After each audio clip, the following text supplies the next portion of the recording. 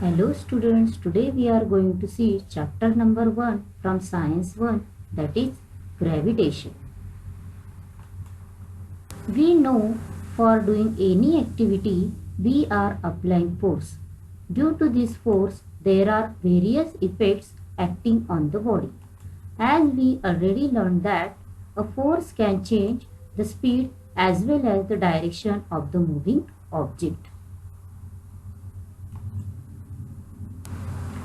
We also learned that a force can change the shape and size of the body on which it acts.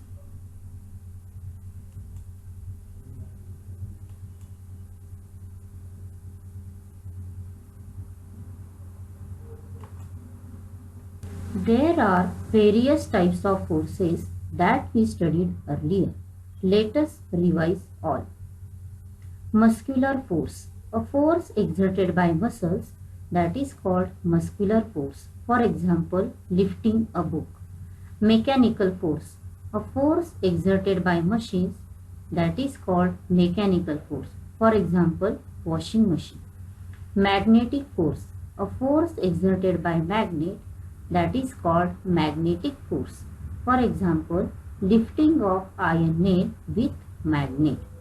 Frictional force, a force exerted between two surfaces, that is called frictional force. For example, a boy sliding down a slide. Electrostatic force, a force exerted between two electrically charged objects, that is called electrostatic force. For example, lightning. Gravitational force, a force applied by the earth to pull object towards itself, that is called gravitational force. For example, a fruit fall from a tree towards the earth. Out of these types of forces, we are going to study gravitational force in detail. If a ball is thrown upwards, by applying force, it reaches a certain height and comes down again. When fruits of tree ripen, it fall down. This happens because the earth pulls the object towards itself. That is the gravitational force. Earth's gravitational force acts on every object. Gravitational force is a universal force and it acts not only between two objects on the earth but also in the universe. Let us study now how this gravitational force discovered. For that we are going to see introduction to scientists.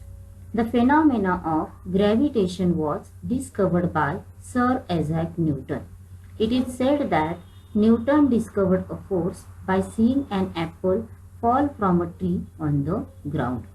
Sir Isaac Newton was one of the greatest scientists of recent times. He was born in England. He gave his laws of motion, equations of motion, and theory of gravity in his book Principia. In addition to this, Newton did groundbreaking work in several areas, including heat, light, sound, and mathematics. He invented a new branch of mathematics, this is called calculus, and has wide-ranging applications in physics and mathematics. He was the first scientist to construct a reflecting telescope. He wondered why all apples fall vertically downward and not in horizontal direction. After careful consideration, Newton drew conclusion that the earth must be attracting the apple towards itself, and this attracting force must be directed towards the center of the earth. The direction from the apple on the tree is perpendicular to the ground and thus the apple falls vertically downwards.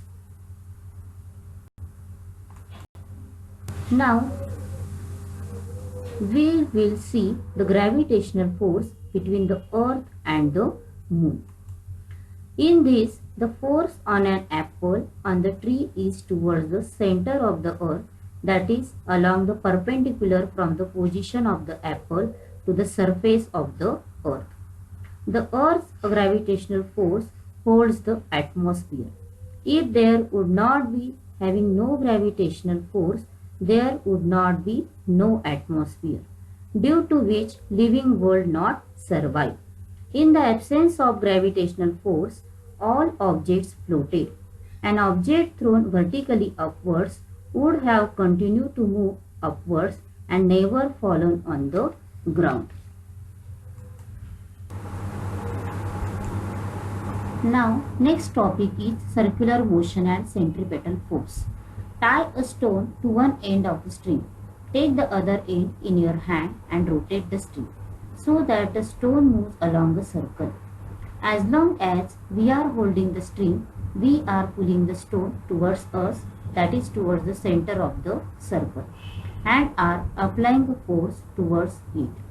The force stops acting if we release the string. In this case, the stone will fly off along a straight line, which is the tangent to the circle at the position of the stone when the string is released, because that is the direction of its velocity at that instant of time. In the standard 9, we perform a similar activity in which a 5 rupee coin kept on a rotating disc flies off the disc along the tangent to the disc. This type of force is called centripetal force. Now we will see what is the definition of centripetal force. A force acts on any object, moves along a circle, and it is directed towards the center of the circle. This is called the centripetal force. Centripetal means center seeking. That is, the object tries to go towards the center of the circle because of this force.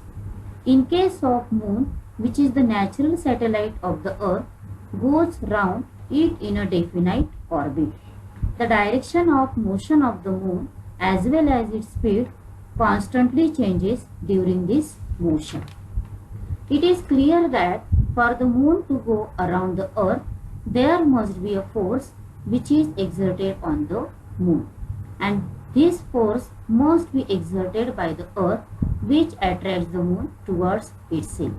Similarly, the sun must be attracting the planets, including the earth, towards itself. Now, next topic is Kepler's laws. Planetary motion had been observed by astronomers since ancient times. Before Galileo, all observations of the planets' positions were made with naked eyes. By the 16th century, a lot of data were available about planetary positions and motion. Johannes Kepler studied this data. He noticed that the motion of planets follows certain laws. He stated 3 laws describing planetary motion. These are known as Kepler's laws. Before study of these laws, let us understood what is an ellipse. An ellipse is the curve obtained when a cone is cut by an inclined plane. An ellipse has 2 focal points, f1 and f2. The sum of the distances of the 2 focal points from every point on the curve is constant. A, B and C are the 3 points on the ellipse. Then AF1 plus AF2 is equal to BF1 plus BF2 is equal to CF1 plus CF2. Now we are going to see Kepler's first law. The orbit of a planet is an ellipse with the sun at one of the foci. Here the word foci means focal point, that is center point. The elliptical orbit of a planet revolving around the sun, the position of the sun is indicated by S. Now Kepler's second law. The line joining the planet and the sun sweeps equal areas in equal intervals of time. AB and CD are the distances covered by the planet in equal time, that is after equal intervals of time.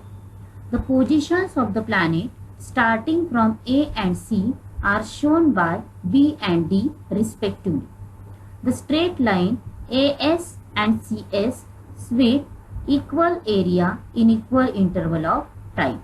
That is, area ASB and CSD are equal. Now, Kepler's third law. The square of its period of revolution around the Sun is directly proportional to the cube of the mean distance of a planet from the Sun. If r is the distance of the planet from the Sun and t is the period of revolution, then t square is directly proportional to r cube.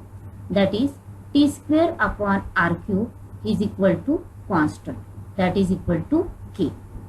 Kepler obtained these laws simply from the study of the positions of the planet in regular observations.